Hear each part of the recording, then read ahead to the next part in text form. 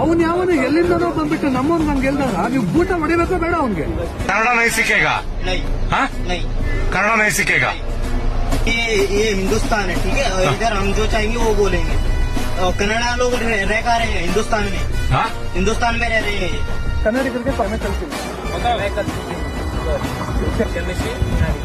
ಕರ್ನಾಟಕ ಇದೇ ಕೊನೆ ಹೆಸರಿಕೆ. ಒಬ್ಬ ಕನ್ನಡಿಗರ ಮುಂದೆ ಏನಾದ್ರೂ ನಿಮ್ ಮತ್ತೆ ಅದೇ ತರ ಜಾಂಚಲಿಕೆ ತೋರಿಸುತ್ತೆ, ನೀವು ಇರೋದಕ್ಕೆ ಆಗೋದಿಲ್ಲ. ಕನ್ನಡಿಗರು ಏನು ಯಾರೆಲ್ಲ ವಿಡಿಯೋ ನೋಡ್ತಾ ಇದ್ದೀರಾ, ಮೊದಲ ವಿಡಿಯೋ ಹೆಂಗ್ ವೈರಲ್ ಆಯ್ತಲ್ಲ, ಅದ್ರಲ್ಲಿ ಇವ್ರು ಏನೋ ಮೇಲ್ಗೆ ತಗಸ್ಬಿಟ್ಟಿದೀನಿ ಅಂತ ಬೀಗ್ತಾ ಇದ್ದಾರೆ. ಈಗ ವಿಡಿಯೋ ಮಾಡಿ ವೈರಲ್, ಇದಾಗ್ಬೇಕು ವೈರಲ್. ಈ ತರ ಜಾಂಚಲಿ ತೋರ್ಸೋದು ಯಾವನಿದ್ದಾನೆ ಇವನ್ಗೆಲ್ಲ ಇದೇ ಗತಿನೇ ಅಂತಕ್ಕಂಥದ್ದು ಗೊತ್ತಾಗ್ಬೇಕು.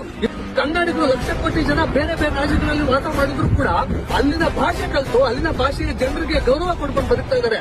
ಅದು ಕನ್ನಡಿಗರು. ಆದ್ರೆ ಈ ನನ್ನ ಮಕ್ಕಳು ಎಲ್ಲಿಂದನೋ ಬಂದು ನಾವೇನಕ್ಕೆ ಕನ್ನಡ ಕಲಿಯಬೇಕು, ನೀನು ಹಿಂದಿ ಕಲಿತು ಹಿಂದೂಸ್ತಾನ ಅನ್ನೋಷ್ಟು ದುರಂಕದಿಂದ ಮಾತಾಡ್ತಾರಲ್ಲ, ಇದನ್ನ ಈ ಬಣ್ಣದ ಶಾಲಾ ಕೊಂಡಿರ್ತಕ್ಕಂಥ ನಾವು ಸಹಿಸೋದಿಲ್ಲ. ನಡ ಮುರಿದು ಕನ್ನಡ ಕಲಿಸ್ತೀವಿ.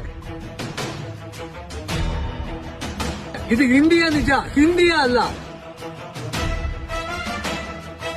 ಈಗ ಮೊದಲನೇದಾಗಿ ಇದಲ್ಲಿರೋದು ಇಲ್ಲ. ಸಂತೋಷ್ ಅವರು ಇದನ್ನ ಈ ಕೂಡಲೇ ಕೆಲಸದಿಂದ ತೆಗೆದಾಕ್ಬೇಕು.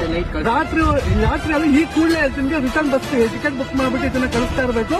ಇದಕ್ಕೆ ಕ್ಷಮೆ ಕೇಳ್ದ ಅಂದ್ಬಿಟ್ಟು ಕ್ಷಮಿಸ್ತಕ್ಕಂಥದ್ದಲ್ಲ. ಏನಕ್ಕೆ ಅಂತ ಹೇಳ್ತಾ ಇದೀನಿ, ಪದೇ ಪದೇ ನಾವು ಕ್ಷಮಿಸುವಂತದ್ದು ಈ ತರ ಪ್ರಕರಣಗಳು ಹೆಚ್ಚಾಗ್ತಾ ಇದೆ. ಇದನ್ನ ನಾವು ಸಹಿಸೋದಿಲ್ಲ. ಈ ತರ ಮನಸ್ಥಿತಿ ಇರ್ತಕ್ಕಂಥದ್ದು ಯಾವನಿದ್ದೀರಾ ನಿಮ್ಗೆ ಇದೇ ಉತ್ತರ. ಅದೇ ರೀತಿಯಾಗಿ ನೆಕ್ಸ್ಟ್ ಈ ರೀತಿ ಪ್ರಕರಣ ಆಗ್ಬಾರ್ದು ಅನ್ನೋ ರೀತಿಯಾಗಿ ನಮ್ಮ ಭಾಷೆ ವಿಚಾರವಾಗಿ ಎಲ್ಲಾ ಕನ್ನಡಿಗರು ಭಾಷಾಭಿಮಾನಿಗಳಾಗಬೇಕು ಅಂತ ಹೇಳ್ತೀನಿ. ಕನ್ನಡಿಗರಿಗೆ, ಕರ್ನಾಟಕಕ್ಕೆ, ಕನ್ನಡಿಗರಿಗೆ